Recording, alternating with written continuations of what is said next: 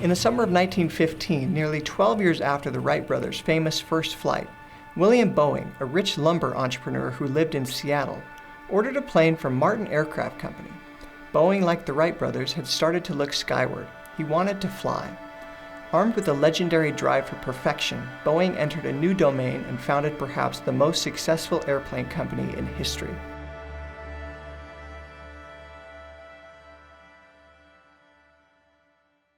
Like many startups, the story of Boeing began with an unsatisfied customer.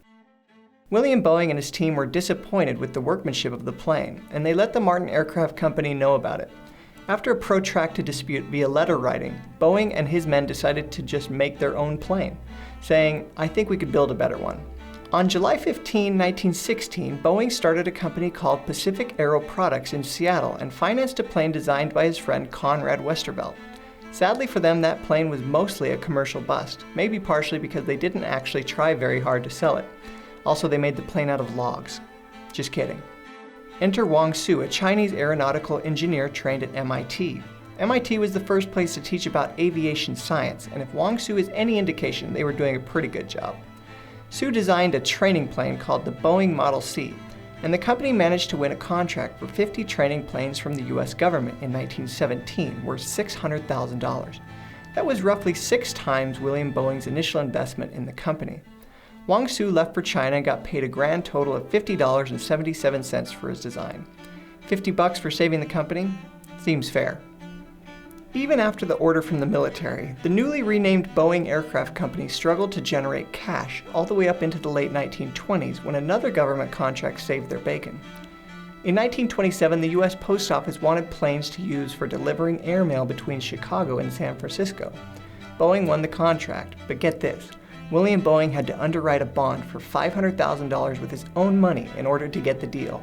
That's around $7.2 million in modern terms.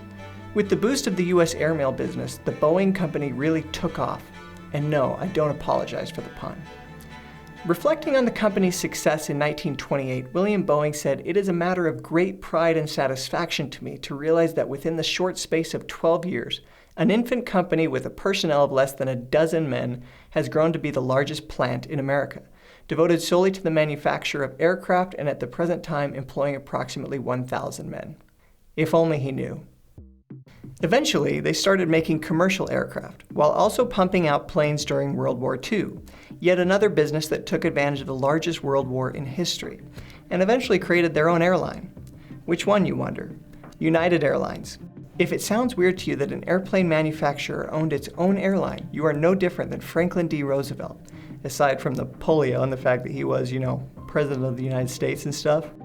After a while, FDR forced Boeing to break up into 3 separate companies. The horrible thing we now know is that United Airlines was one of those companies.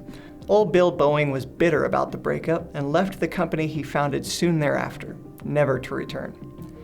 Once Boeing developed the 707 in the late 1950s, it started to look like the company you and I know now. Sales and manufacture of the 727, 737, and so on made Boeing the dominant force in the aerospace industry and a huge factor in the Seattle economy.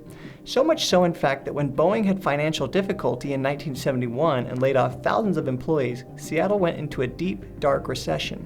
This is the context of the famous billboard that read, "Will the last person leaving Seattle turn out the lights?" Boeing has since had a bit of a turbulent ride, but it's now a behemoth, firmly placed on the Fortune 500.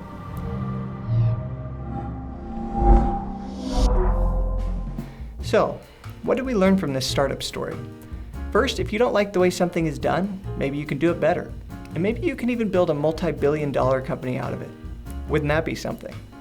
Second, we can learn something from the pivotal role of Wang Su in the company. Sometimes an outsider with an advanced knowledge can make a disproportionately large impact. Would Boeing have survived without an employee who was paid a whopping $50 for his work? Probably not. Although we'd strongly suggest paying your employees what they're worth. When searching for talented people, don't be afraid to look off the beaten path. Ironically, off the beaten path for Boeing was a student at MIT. In today's world, that can and should be on the path, if you're looking for success. Never underestimate the value that universities can bring to a commercial enterprise, student loans or otherwise. This is an interesting point in an age where the value of educational institutions are increasingly called into question. Finally, it's pretty clear William Boeing was not all that visionary at first. He was running a timber business on the side of Boeing for decades, and at one point Boeing was making fixtures for a corset company just to stay afloat. So if you are struggling through trying to catch a break, you're in good company. The Boeing Company, to be exact. See you next time on Startup Stories. By the way, if you were wondering what happened to our pal Wang Su, don't fret. Upon his return to China, he played a pivotal role in the aircraft industry there. He became a bigwig over there and apparently was happy with his payment as he stayed friendly with William Boeing his whole life.